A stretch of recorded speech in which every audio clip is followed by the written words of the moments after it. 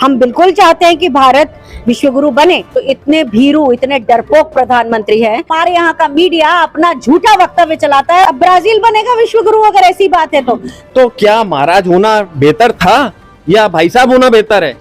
मध्य प्रदेश में Congress flying mode पर जाने वाली है, क्योंकि मध्य प्रदेश में कांग्रेस की तरफ से विंग कमांडर अनुमा आचार्य को मैदान में उतारा गया है चुनाव प्रचार के लिए, जो कि प्रवक्ता हैं, राष्ट्रीय प्रवक्ता हैं, और उन्हें कमान सौंपी गई है। किस उम्मीद के साथ आप मध्य प्रदेश आई हैं?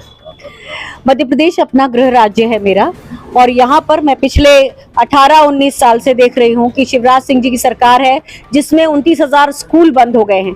तो अभी कमलनाथ जी की सरकार पूर्ण बहुमत से आएगी और उसके बाद प्रदेश की जनता को स्कूल, शिक्षा, स्वास्थ्य और रोजगार, इन सभी में लगातार आप वृद्धि होते देखेंगे। हम सुनते हैं भारत विश्व गुरु बनने की तरफ आगे बढ़ता जा रहा है, भारत का डंका चारों तरफ बज रहा है, फिर भी हम खबरें देखते हैं, खबरें आती हैं एयर स्पेस को लेकर कि पाकिस्तान जैसा छोटा सा देश एयर स्पेस नहीं दे रहा। कई बार आप भी शायद खबरें देखती होंगी, आप इस क्षेत्र से चूंकि जुड़ी हुई हैं, इसलिए इस बारे में आपकी राय जानना महत्वपूर्ण हो जाता है। विश्वगुरु एक जुमला है।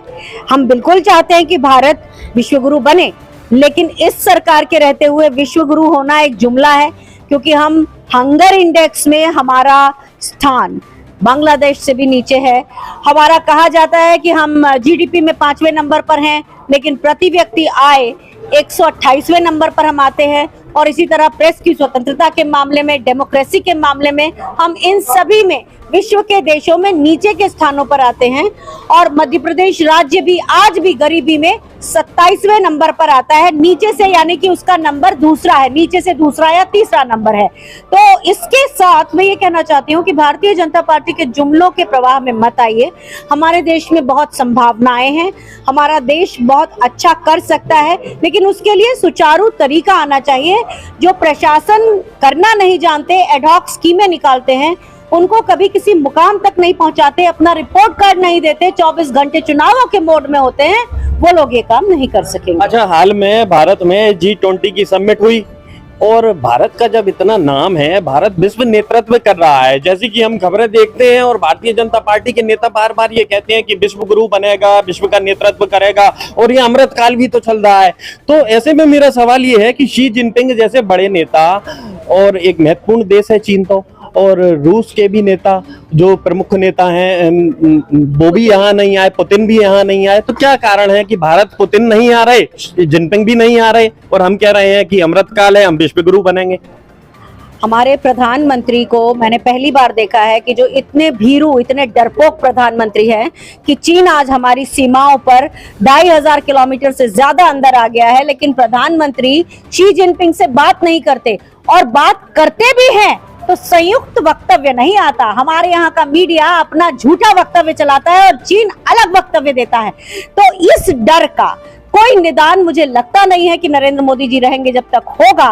और इसीलिए जो G20 थी, G20 की जो बात आप कह रहे थे, विश्व गुरु खत्म हो गए, अभी खत्म हो गई, बस अब ब्राजील बनेगा विश्व गुरु अगर ऐसी बात है तो G20 एक के बाद एक क्रम से आता है, उसमें हमारा क्रम, उस तरह से हम अध्यक्ष थे इस बार, और हमारी अध्यक्षता अब खत्म हो चुकी है, ब्राजील है। तो ये जो ज्यादा बोस्ट करने की बात होती है, इसका ढिंढोरा पीटने की बात होती है, उसमें कुछ नहीं रखा।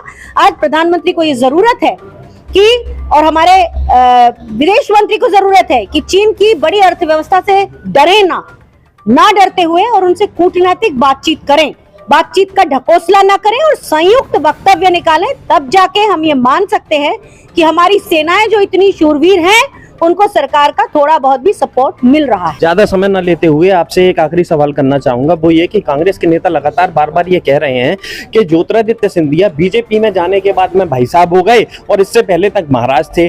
तो आखिर कांग्रेस ऐसा कैसे कह सकती है? क्या महाराज एक सामंतवादी शब्द है? आप भी मानती होंगी, मैं भी मानता हूं, और अभी अभी कुछ देर पहले आपने सामंतवाद को लेकर बहुत बड़ी बड़ी बातें भी की। तो क्या महाराज होना बेहतर था या भाई साहब होना बेहतर है? मैं महाराज और भाई साहब के बीच कोई, मुझे नहीं मालूम कि ये महाराज और भाई साहब, लेकिन मैं इतना जरूर बताती हूँ कि अगर आपने 3 दिन पहले ज्योतिरादित्य सिंधिया जी का एक इंटरव्यू आज तक पे देखा होगा, तो उसमें आप सुनिए कि वो कई बार बिल्कुल चुप मार जाते हैं। उन्होंने, जो पत्रकार है उसके एक भी सवाल का जवाब सीधा नहीं दे पाए। उनके चेहरे का तनाव ये बता रहा था कि वो बीजेपी में क्या है और क्या उनको और भी कड़वा बोलने की, चूंकि उनको आदत नहीं है और बीजेपी में जो लोग भद्दे से भद्दी भाषा का प्रयोग करते हैं वो ऊपर जाते हैं, तो शायद वहां कहीं वो ये कमी पा रहे होंगे कि वो थोड़े संभ्रांत भाषा में बात करते हैं। तो उनके वो जवाब अपने आप में बताते हैं कि उनकी क्या स्थिति है। मुझे कुछ उनको और कह के अपमानित करने की जरूरत नहीं है।